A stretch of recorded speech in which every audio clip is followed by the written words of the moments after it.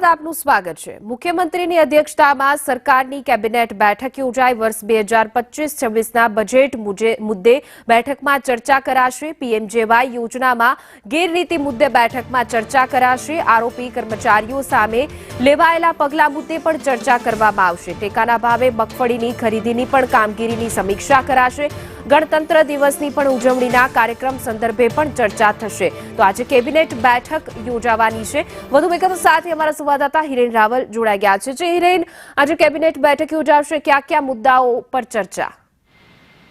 9 વાગે મુખ્યમંત્રીની અધ્યક્ષતામાં આ કેબિનેટ બેઠક છે તે શરૂ થઈ ચૂકી છે, જેમાં ખાસ મહત્વનું ફેબ્રુઆરી મહિનામાં શરૂ થનારા બજેટ સત્ર અને બજેટની તૈયારીઓ સંદર્ભે એની ચર્ચા અને કઈ બાબતો નવી બાબતો તરીકે લેવી એ મુદ્દા ઉપરાંત પીએમજેવાયમાં ખ્યાતિ કૌભાંડ બાદ જે આખી સ્થિતિ સામે આવી છે કે આરોગ્ય વિભાગના અધિકારીઓને પણ સંડોવણી સામે આવી હતી, એ બાબતની માહિતી કેબિનેટને આપવામાં આવશે અને જે અધિકારીઓ સંડોવાયેલા છે એમની સામે પગલાં લેવા સંદર્ભે આખરી નિર્ણય કરવામાં આવશે।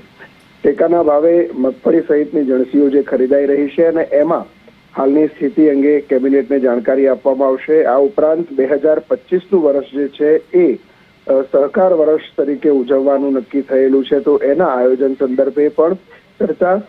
નવા વર્ષથી પુરવઠા વિભાગ જે છે એ ખાંડની માત્રામાં વધારો કરવા માટેની મંજૂરી છે એ કેબિનેટ બેઠક આપી શકે છે।